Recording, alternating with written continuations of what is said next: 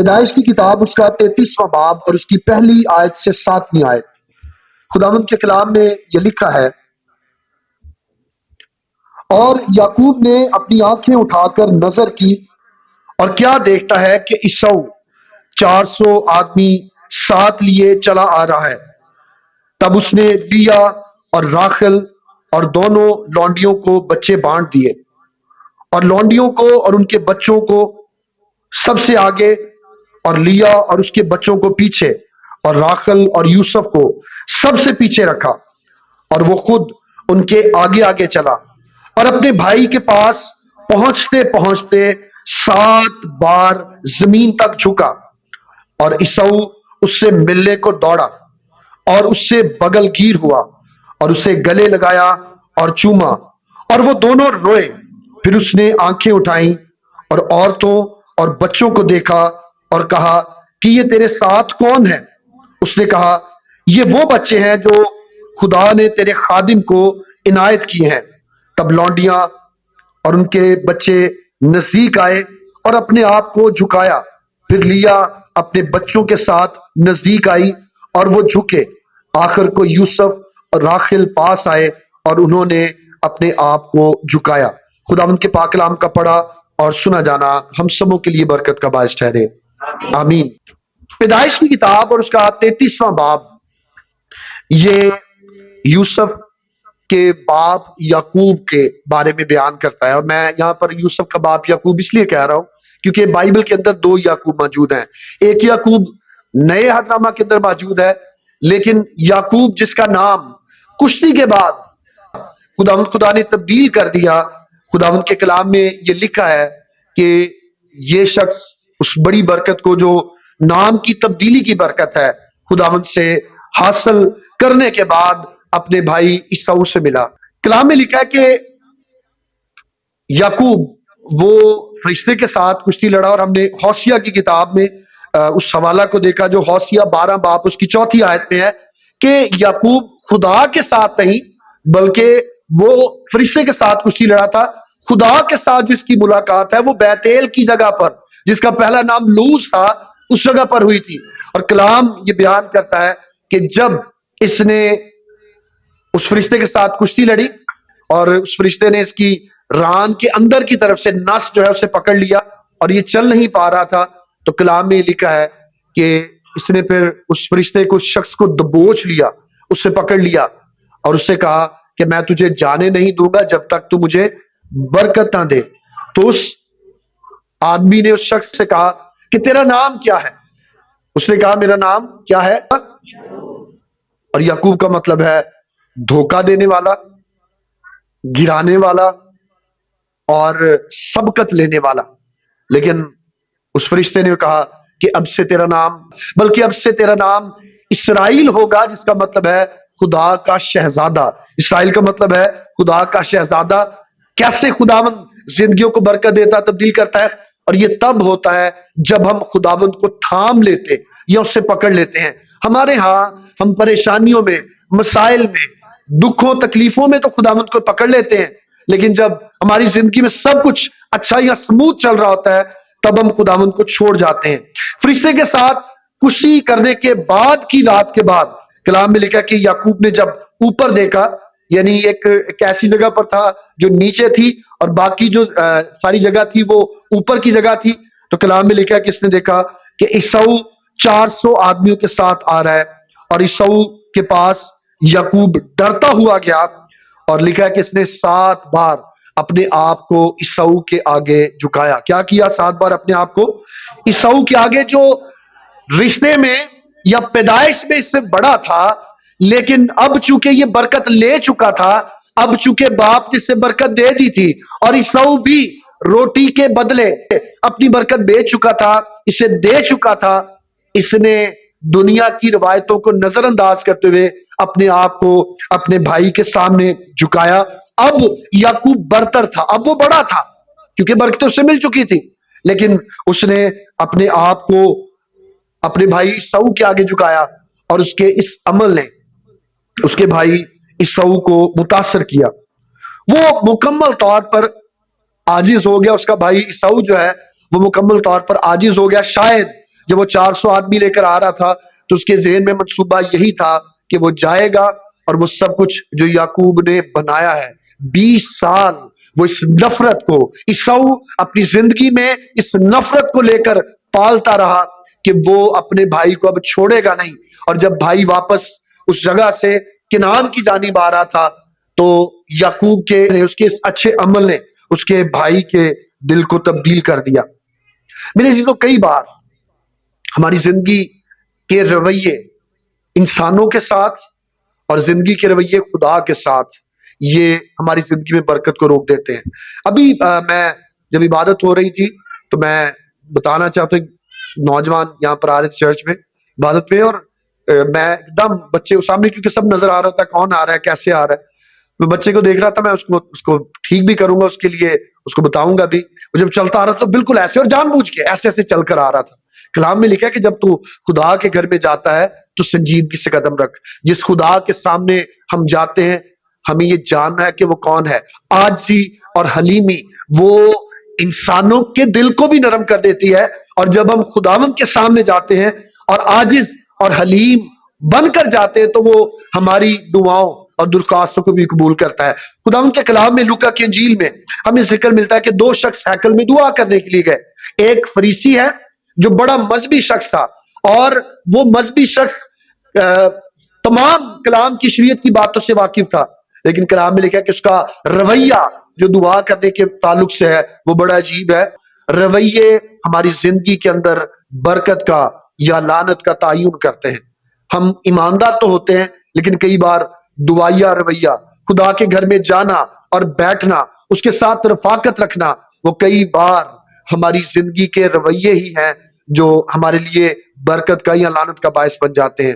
اس دنیا میں رہتے ہوئے اگر ہم کسی کے ساتھ لڑائی جھگڑا ختم کرنے چاہتے ہیں تو پھر اس کے لیے ضروری ہے کہ اگر ہم اس کے پاس جانا چاہتے ہیں تو عاجز اور حلیم بن کر جائیں. لیکن اگر ہم یہ کہیں کہ میں اس سے لڑائی ختم کرنا چاہتا ہوں لیکن اپنے منہ کو سٹاپ نہ کریں، اپنے منہ کو روکے نہ. یعقوب وہ پہلے ایسا نہیں تھا. کلام میں لکھا ہے کہ وہ پہلے اپنے بھائی کے ڈر سے، اس کی ماں نے کہا یہاں سے بھاگ جا، ربکا نے کہا کہ یہاں سے بھاگ جا، وہ اپنے بھائی کے ڈر سے وہاں سے یعنی کنعان سے اپنے باپ کو چھوڑ کر چلا گیا. ہاں وہ ایک دفعہ آیا بھی بیچ میں، لیکن عیسو اپنے بھائی کے ساتھ مل کر اس نے اپنے باپ کو دفن کیا اور پھر ڈر کر وہیں پر چلا گیا، کیونکہ ابھی تک وہ مل کر اس بات کو سیٹل نہیں کرنا چاہتا تھا. اور یہ کب ہوتا ہے؟ جب ہماری روحانی زندگی کے اندر خداوند ابھی اس طور پر کام نہیں کر رہا ہوتا.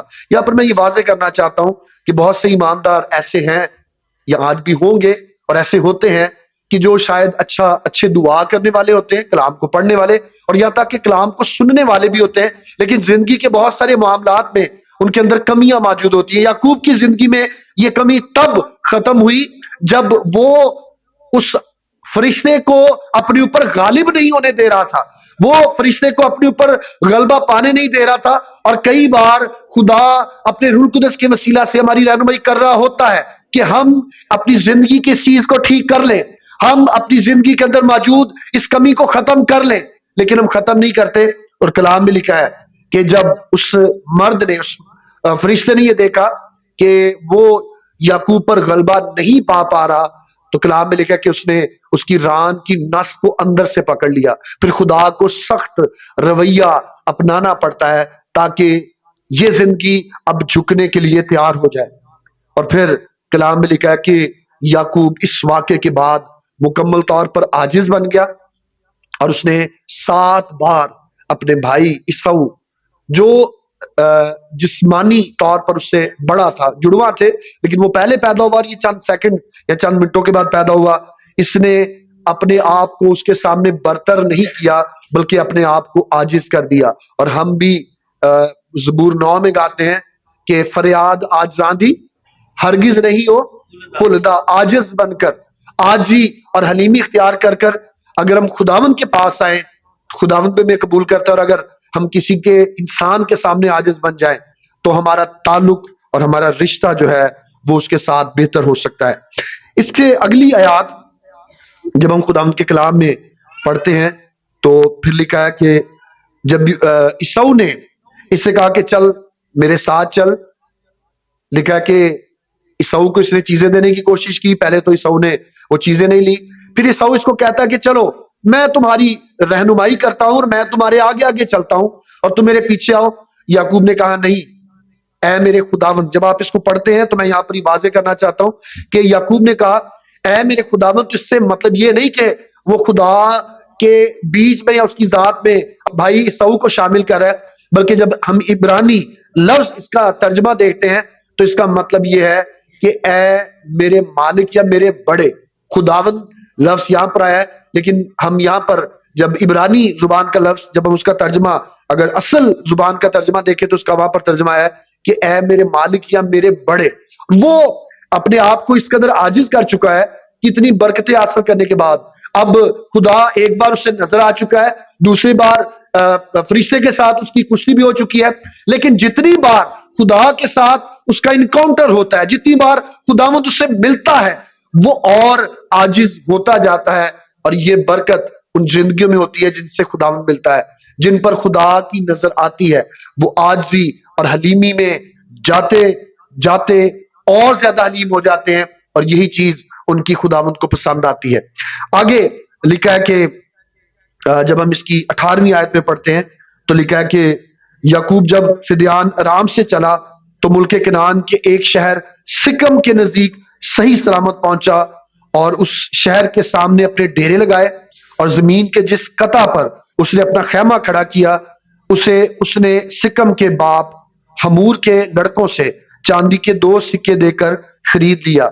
और हम कलाम में पढ़ते हैं कि जो हलीम है वो जमीन के क्या होते हैं, वारिस होते हैं। इस हलीमी ने उसे जिंदगी में ये पहला मौका बख्शा कि वो पैसे देकर अपने लिए जमीन को खरीदे। वैसे तो खुदा ने मुल्क कनान उसको देने का वादा किया था, लेकिन लिखा है कि सिकम के नजदीक उसने अपने रुपयों से, पैसों से, चांदी के सिक्कों से जमीन को खरीद लिया, और फिर जब जमीन खरीदी तो उसने वहां एक मजहब बनाया और उसका नाम एल इला इसराइल रखा। यहां पर पहली बार, पहले जो याकूब ने बैतेल नाम रखा था कि ये खुदा का घर है, वहां पर हम ये देखते हैं, और मैंने इस बात को बताया भी कि दुआ क्या की जाती है। बहुत से लोग आज भी दुआ करते हैं कि अब्राहम, इसहाक और किसका खुदा, याकूब का खुदा। लेकिन इस जगह पर सिकम के नजदीक जब इसको खुदा ने हलीम बनाया, ये आजिज बना, तो फिर खुदा ने अब वो खुदा जो याकूब का खुदा था, याकूब के खुदा के बाद हम फिर उसके बेचों के नाम लेना शुरू कर नहीं देते कि रोबन का खुदा या यहूदा का खुदा या दूसरे भाइयों का नाम लेकर ये नहीं कहते, बल्कि याकूब के बाद सिकम में लिखा है कि उस जगह का नाम उसने मजहब बनाया और उस जगह का नाम रखा एल इला इसराइल, यानी इसराइल का खुदा। किसका खुदा? इसराइल का खुदा। याकूब का बदल जाना ये ईसाऊ के बदलावे का बायस भी बना। अगर आज हम ये चाहते हैं कि फला जिंदगी वो ठीक नहीं है, उसके रवैये ठीक नहीं है, तो उसके सामने बदल कर आप सामने आए। आपका वो रिश्तेदार हो, वो आपके घर में आपका शरीके हयात हो, वो आपके बच्चे हो, अगर हम तब्दील हो जाएंगे, हम बदल जाएंगे, तो फिर खुदा उन्हें भी तब्दील करेगा। याकूब के रवैये ने उसके भाई ईसाऊ को बदल दिया, और ना सिर्फ याकूब बदल गया बल्कि खुदावंद ने उसका नाम भी बदल दिया। तब्दीली का अमल ये खुद से शुरू होता है। तब्दीली, अगर हम चाहते हैं कि दुनिया अच्छी हो जाए, हम चाहते हैं कि हमारे आसपास मुआशरा अच्छा हो जाए, तो हमें खुद को ठीक करना पड़ेगा। अगर हम ये चाहते हैं कि लोग बेहतर हो जाए, अच्छे हो जाए, तो ये तब्दीली का अमल हमारी अपनी जिंदगी से शुरू होता है। और खुदावंद का कलाम ये वादा करता है, मुकाशवा की किताब मेरे साथ निकालिएगा, मुकाशवा की किताब उसका 3रा बाब और उसकी 12वीं आयत। जो गालिब आए मैं उसे अपने खुदा के मकदस में एक सतून बनाऊंगा। खुदा के कलाम में क्या लिखा है? जो क्या आएगा? गालिब आएगा। याकूब अपनी जिंदगी की आदतों पर, वो बड़ा बनने की आदत पर, वो अपनी खसलतों पर गालिब आया। कलाम में लिखा है ईमानदारों के लिए, फजल के दौर में रहने वाले ईमानदारों के लिए, कि जो गालिब आए मैं उसे अपने खुदा के मकदस में एक सतून बनाऊंगा, वो फिर कभी बाहर ना निकलेगा, और मैं अपने खुदा का नाम और अपने खुदा के शहर यानी उस नए यरूशलेम का नाम جو میرے خدا کے پاس سے آسمان سے اترنے والا ہے، اپنا نیا نام کیا کروں گا، اس پر لکھوں گا۔ نیا نام ہمیں تب ملتا ہے، نیا پن، نیا کردار ہمیں تب ملتا ہے جب ہم اپنے آپ کو تبدیل کرتے ہیں۔ ہم بپتسمہ پر ایک بیپٹسٹ کلیسیا ہوتے ہوئے یقین رکھتے ہیں کہ بپتسمہ جو ہے یہ ہماری اندرونی جو تبدیلی ہے اس کا بیرونی اظہار ہے۔ لیکن اگر ہم اندرونی طور پر صرف بپتسمہ کے حوض میں اترنے تک تبدیل ہوئے اور باہر نکل کر ہماری زندگی ویسے کی ویسے ہی ہے، تو کلام میں یہ لکھا ہے کہ پھر اسے نیا نام بھی نہیں ملے گا۔ اور وہ نیا نام کیا بنتا ہے جب ہم مسیح پر ایمان لاتے ہیں؟ کہ پہلے تو ہم عام لوگ تھے، لیکن اب نیا نام جو ہماری زندگی کے اندر موجود ہے وہ یہ کہ اب ہم خدا کے بیٹے ہیں۔ یعقوب پہلے دھوکہ دینے والا تھا، یعقوب پہلے وہ سبقت لینے والا تھا، یعقوب پہلے دوسرے لوگوں کو، خاص طور پر اپنے بھائی عیساؤ کو گرانے والا تھا۔ لیکن جیسے ہی اس نے اپنے آپ کو عاجز کیا، جیسے ہی اس نے اپنے آپ کو جھکا دیا، اسے ایک نیا نام مل گیا۔ اور میرے عزیزو، یہ تب ہوتا ہے جب ہم بحال کرنے والے ہوتے ہیں، معافی کا رویہ اپنی زندگی میں اپنانے والے ہوتے ہیں۔ 20 سال عیساؤ بھی نفرت لے کر اپنی زندگی میں چلتا رہا، تبھی وہ 400 آدمیوں کو لے کر اس پر فتح پانے کے لیے آیا۔ لیکن جب آ کر اس نے دیکھا کہ یعقوب تو جھکتا ہی جا رہا ہے، یعقوب تو 7 بار جھکا ہے۔ 7 بار جھکنا یہ مکمل طور پر کسی شخص سے معافی مانگنے یا مکمل طور پر کسی کو کے سامنے جھکنے کا ایک بہترین اظہار عبرانی معاشرے کے اندر تھا۔ اور صرف یعقوب نہیں جھکا، بلکہ کلام میں لکھا کہ اس کے بچے، اس کی بیویاں، اس کی لونڈیاں اور اس کا پورا خاندان وہ عیساؤ کے سامنے جھکے۔ کیوں؟ کیونکہ ان کا باپ ایسا کر رہا تھا۔ جو غالب آئے گا، کلام میں لکھا ہے کہ میں اسے اپنے خدا کے مقدس میں ایک ستون بناؤں گا۔ تب ہم ستون بن جاتے ہیں۔ عمارت بناتے ہوئے پلر جو ہے وہ بڑی حیثیت رکھتا ہے کہ اگر یہاں پر پلر نہیں ہوگا تو یہ عمارت گر جائے گی۔ کلام میں لکھا ہے کہ جو غالب آئے گا دنیا پر، دنیا کی چیزوں پر، کلام میں لکھا ہے کہ میں اسے اپنے مقدس میں ایک ستون بناؤں گا، وہ پھر کبھی باہر نہ نکلے گا۔ ستون کو علیحدہ نہیں کیا جا سکتا عمارت سے، اگر علیحدہ کر دیں گے تو عمارت گر جائے گی۔ اور لکھا ہے کہ میں اس پر اپنا، اس ستون پر جو بن جائے گا، اپنا نیا نام لکھوں گا۔ میرے عزیزو، ہمیں اپنی زندگی میں بحال کرنے والے بننا ہے، تبھی ہم بحال کیے جائیں گے۔ جیسا ہم یہ چاہتے ہیں کہ لوگ ہمارے ساتھ کریں، کلام کی تعلیم ہے کہ ہم بھی ان کے ساتھ ویسا ہی کریں۔ ڈر رہا تھا یعقوب، لیکن جیسے ہی وہ عاجز ہو گیا، اس عاجز ہونے نے اس کے بھائی عیساؤ کے غصے کو ٹھنڈا کر دیا۔ لیکن یہاں پر ایک اور بات بھی آپ کے سامنے رکھنا چاہتا ہوں۔ ضروری تو یہی ہے کہ ہم اپنی زندگی میں نفرت کو پالیں ہی نہیں، لیکن اگر نفرت پال لی ہے، شاید آپ ٹھیک ہو جائیں۔ کئی بار ہم اپنے رشتہ داروں، عزیز و اقارب کے ساتھ، چرچ کے ساتھ کئی دفعہ ناراض ہو جاتے ہیں، پادری صاحب، ایلڈر صاحب کے ساتھ ناراض ہو جاتے ہیں، اور جا کر ہم گھر پر بہت ساری باتیں دوسروں کے خلاف کرتے ہیں، جی یہ ایسے ہے ویسے ہے۔ لیکن ہوتا کیا ہے کہ ایک وقت آتا ہے کہ دوبارہ سے پیچ اپ ہو جاتا ہے۔ لیکن میں نے یہ دیکھا ہے کہ وہ باتیں نسلوں کے اندر منتقل ہو جاتی ہیں۔ اور آج ایک تاریخ کا بڑا واقعہ آپ کو بتانا چاہتا ہوں، اور وہ یہ ہے جس کا ذکر ہمیں آسر کی کتاب میں ملتا ہے۔ آسر کی کتاب میں 3 کردار بڑے اہم ہیں، مردکی، حمان۔ مردکی اور آسر یہ دونوں اسرائیلی تھے۔ آسر جو ہے وہ بادشاہ کی ملکہ بننے کے لیے تیاری میں تھی، اور حمان جو ہے یہ اسرائیلی نہیں بلکہ غیر قوم تھا۔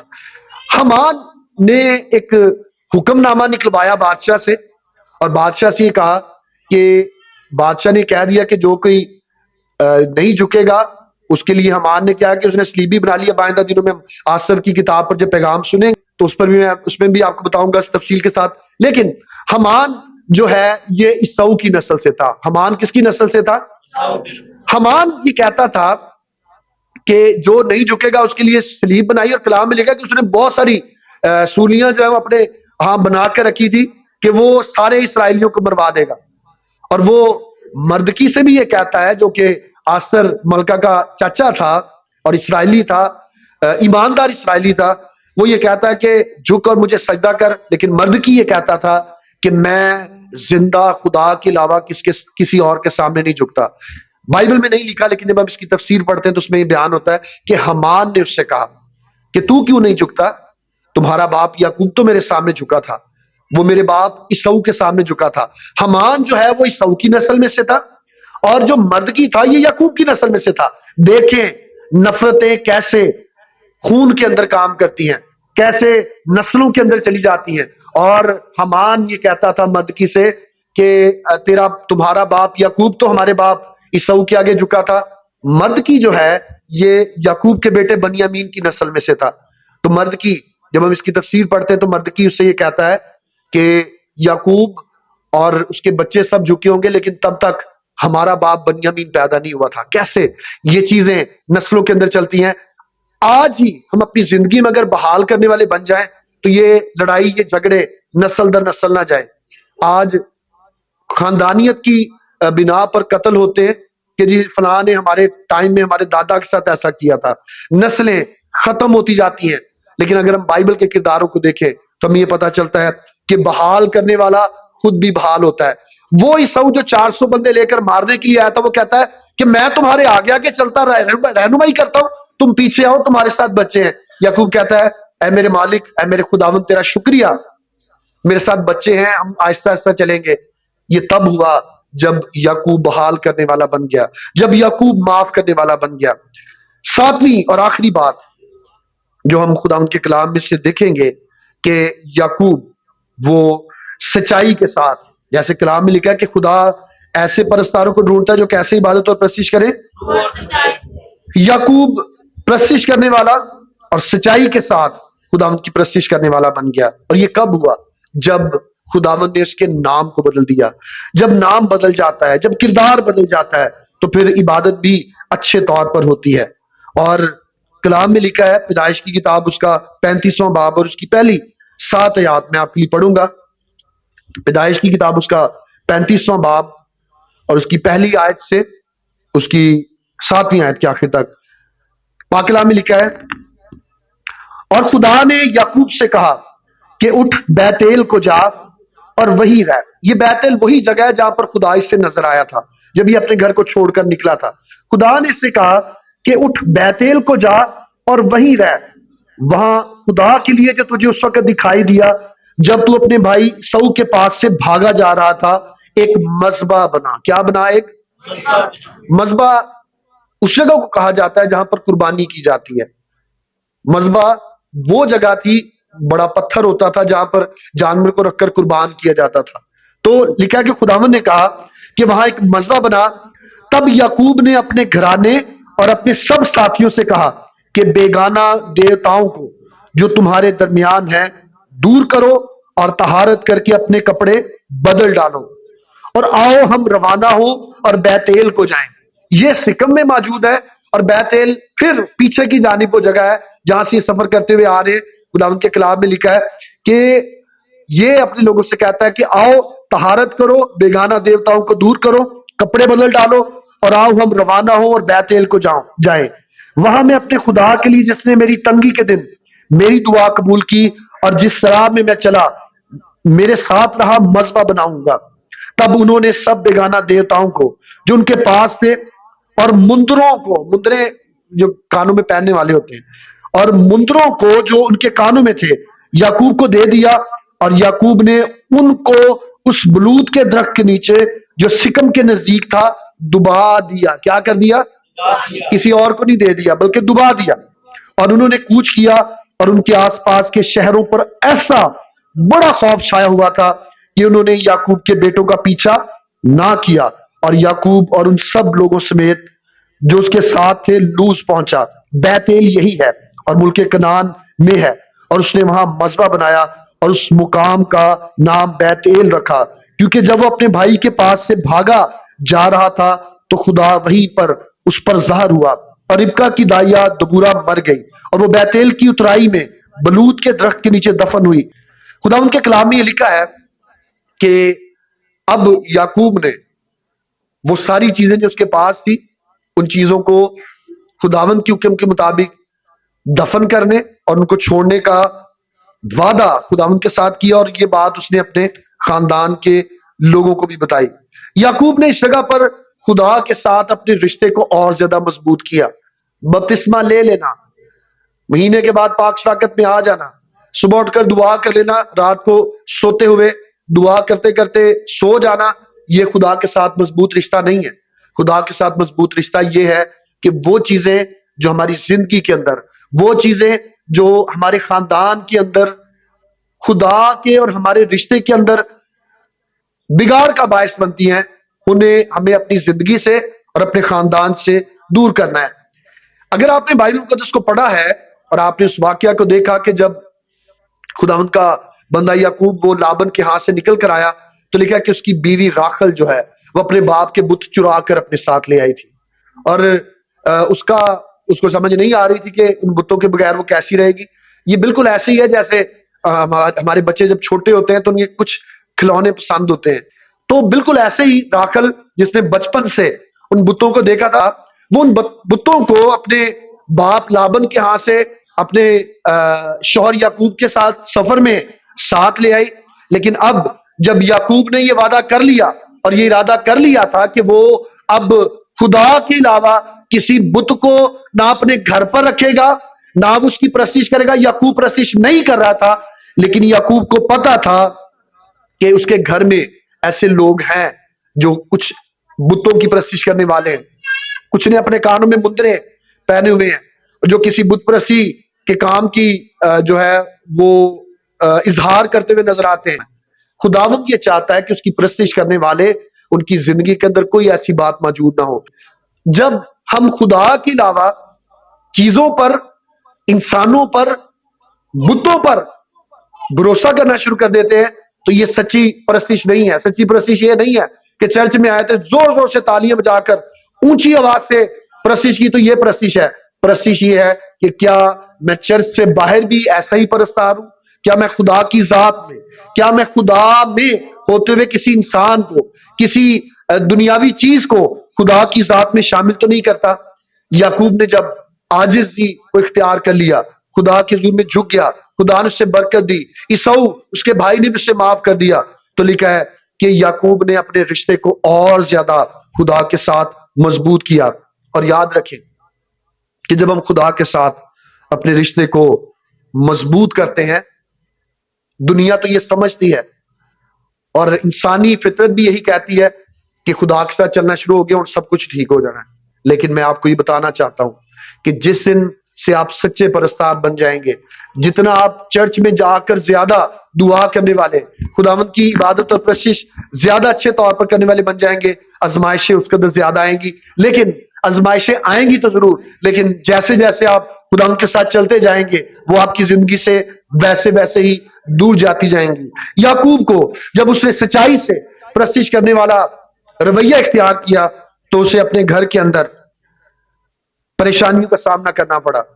اس کی دائیا جو ہے، کلام میں لکھا ہے کہ ربکا کی دائیا جو ہے وہ مر گئی۔ یہ وہ دائیا ہے جس کی ہاتھ میں یعقوب پیدا ہوا تھا، وہ مر گئی، اسے دکھ کا سامنا کرنا پڑا۔ اور 35ویں باب کی 16ویں آیت میں لکھا ہے کہ اس کی پیاری بیوی جس کے لیے اس نے تقریباً 14 سال اپنے سسر کی خدمت کی تھی وہ بھی مر گئی۔ اب ایک طرف خدا کی سچی پرستی شروع ہے اور دوسری طرف پریشانیاں۔ پہلے کچھ بھی نہیں ہوا، پہلے کوئی بھی نہیں مرا، لیکن جیسے ہی خدا کے ساتھ اس نے اپنے آپ کو ٹھیک کرنا شروع کیا، اس کی زندگی میں پریشانیاں اور مسائل جو ہیں وہ بھی آ گئے۔ اور 33ویں باب میں اس کی ایک ہی بیٹی تھی دینا۔ اگر آپ 34ویں باب میں اس کو دیکھیں تو اس کی زندگی کے حوالہ سے بھی اس کو پریشانی کا سامنا کرنا پڑا، ایک بڑی جنگ، ایک لڑائی جو ہے اس کا سامنا اس کو کرنا پڑا۔ یہ کب ہوتا ہے؟ جب ہم خداوند کے قریب جاتے ہیں۔ بیتیل کا مطلب ہے خدا کا گھر۔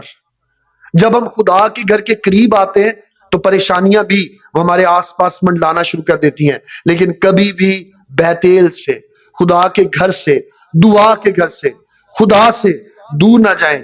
وہ جگہ جہاں پر پہلی مرتبہ خداوند آپ کو ملا، وہ وعدہ جو آپ نے اپنی زندگی میں خداوند کو اپنی زندگی دینے کا پہلی بار کیا، اپنی زندگی میں کبھی بھی اس بات کو نہ بھولیں۔ بہت سارے لوگ ایسے ہیں جو مسیح یسوع کو قبول کرتے ہیں اور بپتسمہ لیتے ہیں، اور 2 سال بعد پھر انہیں خیال آتا ہے کہ جی میرے سے پھر غلطیاں گناہ ہو گئے، پھر دوبارہ بپتسمہ لینے چل پڑتے ہیں۔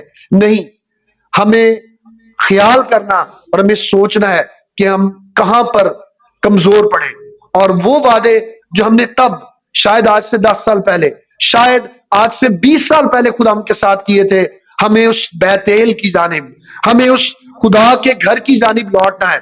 और वो ताल्लुकात जो हमारे बाप के साथ खराब हो चुके हैं, वो वादा जिसे हम पूरा नहीं कर सके, हमें उस वादे को पूरा करना है, तब ही हमें बरकत मिलेगी।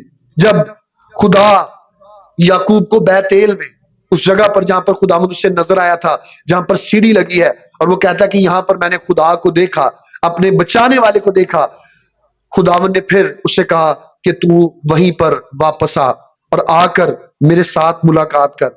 मेरे जीजो, इस दुनिया में रहते हुए सिर्फ इंसानों के साथ ही अपने ताल्लुकात ठीक ना रखें कि इंसान मेरे साथ ठीक है, पादी साहब बहुत खुश है मेरे से, एल्डर साहब बहुत खुश में, चर्च में मैं चंदा भी बहुत देता हूं, खुदा खुश ना हो तो इन सब चीजों का कोई फायदा नहीं।